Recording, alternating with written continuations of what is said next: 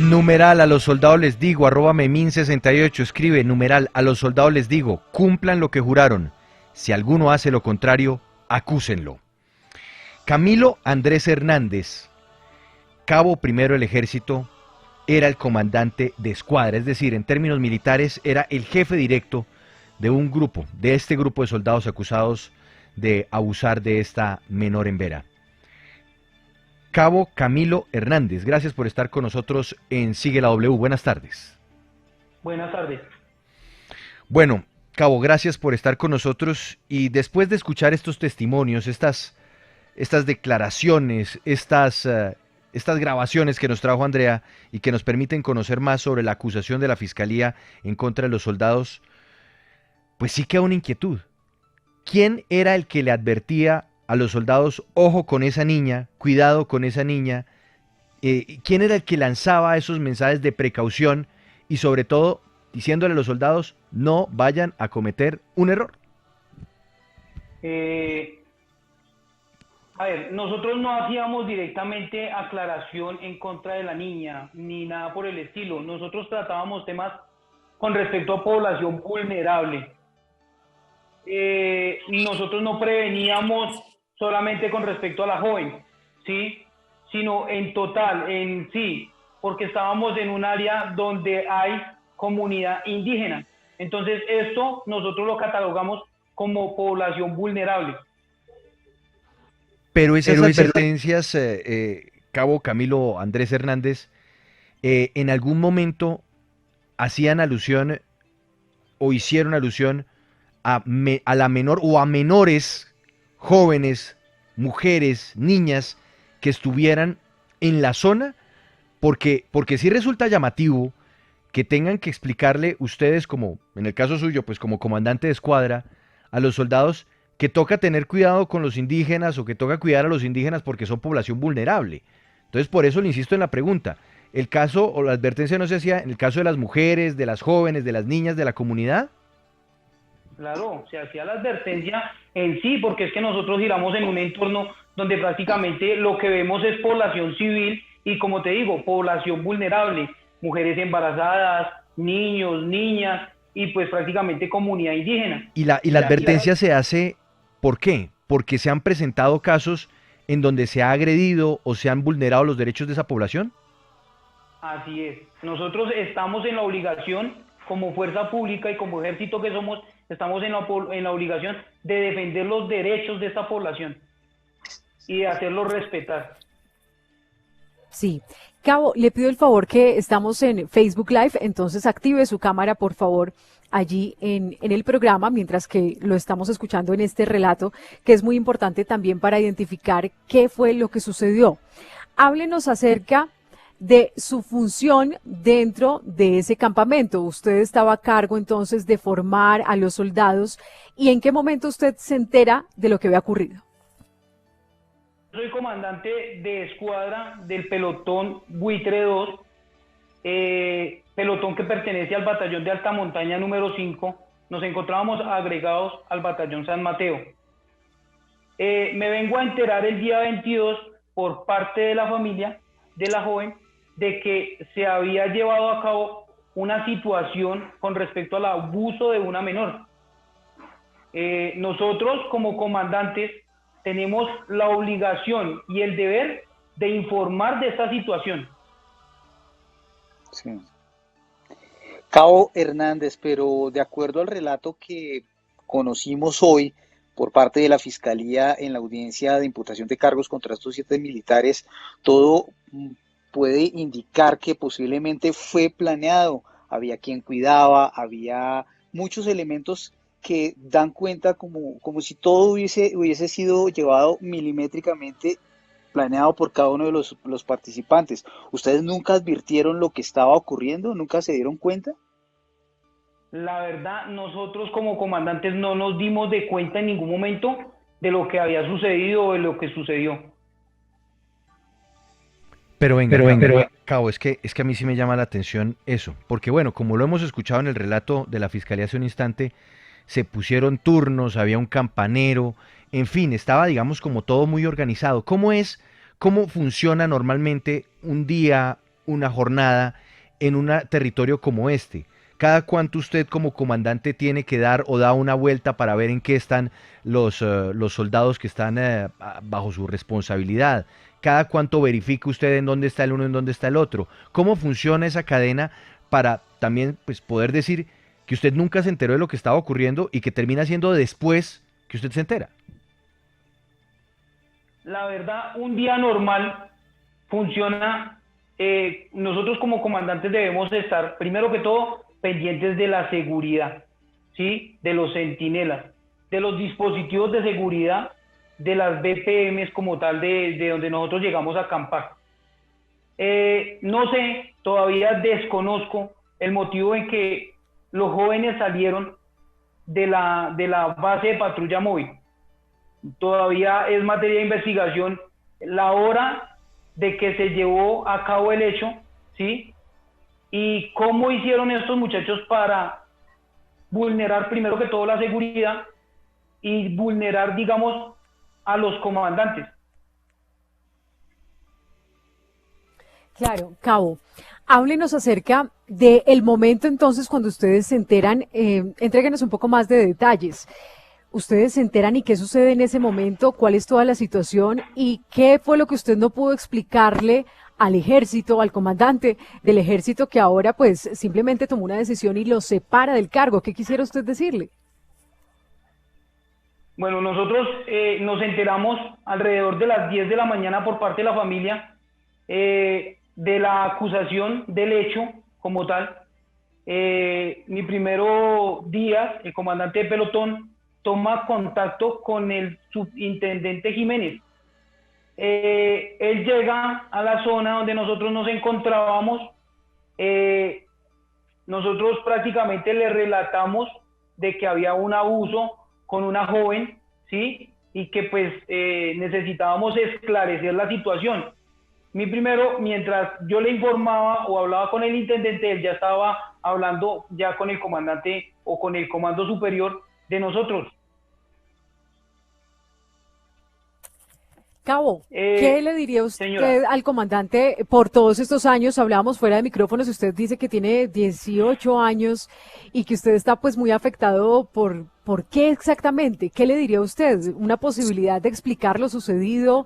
¿Usted no debe o sí debe asumir la responsabilidad por lo que hicieron los soldados como responsabilidad de mando? ¿O hasta qué punto llegaría su responsabilidad? ¿Qué le diría? fue una decisión muy acelerada lo que se tomó. Sí, nosotros debemos ser sometidos, digamos, ¿qué te digo yo? A un proceso disciplinario, ¿cierto? Nosotros como comandantes debemos asumir el proceso disciplinario, ¿sí? Como tal, pero a esto nosotros tenemos ciertas cosas documentales, las cuales están firmadas por los soldados. Para nadie es un secreto que nosotros antes de salir al área de operaciones, nosotros recibimos inducciones, nosotros recibimos instrucción, ¿sí? Con respecto a lo que es población vulnerable. Nosotros recibimos instrucción de derechos humanos, ¿sí?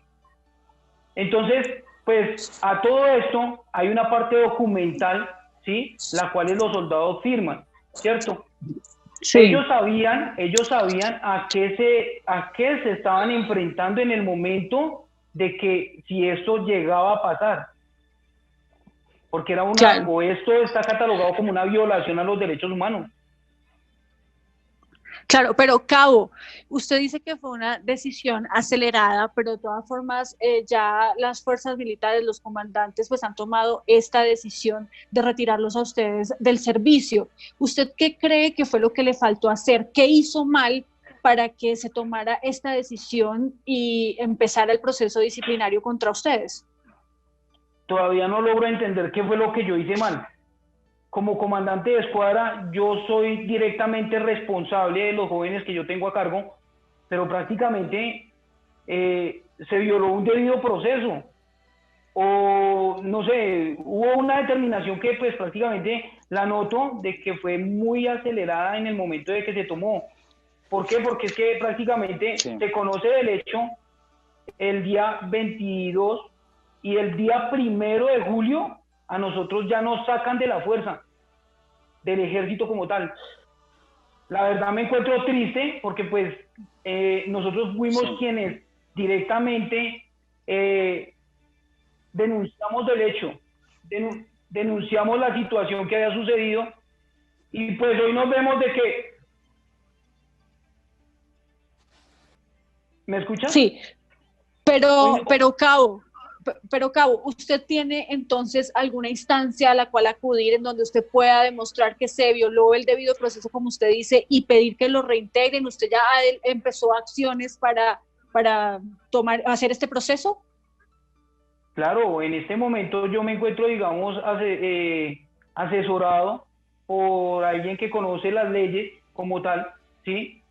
Pues yo estoy haciendo y tratando de comprobar de que yo, como comandante de escuadra, denuncié del acto y nosotros como comandantes del pelotón, nosotros denunciamos del hecho, pero los jóvenes sabían de que a lo que se tenían que enfrentar jurídicamente en caso de que esto llegase a pasar.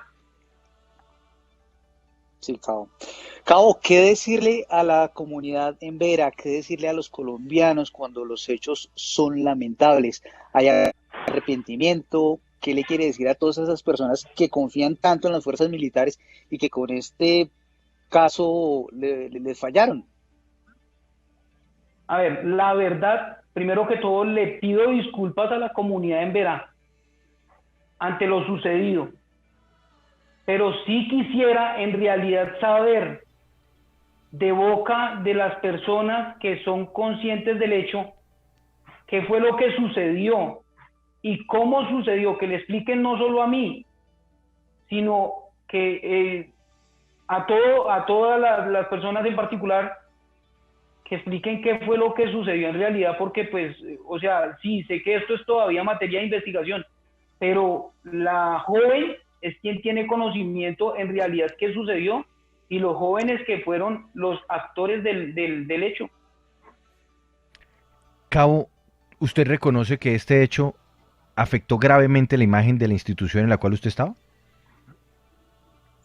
El ejército ha tenido una proyección durante muchos años. Afectó la imagen demasiado. Es una institución muy bonita, a la cual pertenezco hace 17 años y no dejo de tener y guardar la esperanza de algún día volver a portar mi uniforme, porque lo hago con orgullo. Nunca de mi parte y nunca por parte de mi familia yo recibí ni malos consejos, ni malos principios, ni malos valores. Al contrario, todo lo que yo aprendí del hogar, lo traté de inculcar a los jóvenes que estaban bajo mi mando. Siempre, en todas las unidades donde yo he estado, siempre lo que he hecho es tratar de inculcar principios y valores a los soldados que yo he tenido bajo mi mando. Nunca he tenido la oportunidad de darles mal ejemplo. Nunca. Cabo, y hoy considero... ¿usted hoy se siente defraudado por el comandante del ejército? Defraudado no. Me siento triste porque se tomó una decisión, pero no era la decisión que debían haber tomado. Me siento triste, no contra la institución, sino contra los altos mandos que de pronto, no sé, a raíz de tanta presión que hubo en el momento, tomaron esta decisión.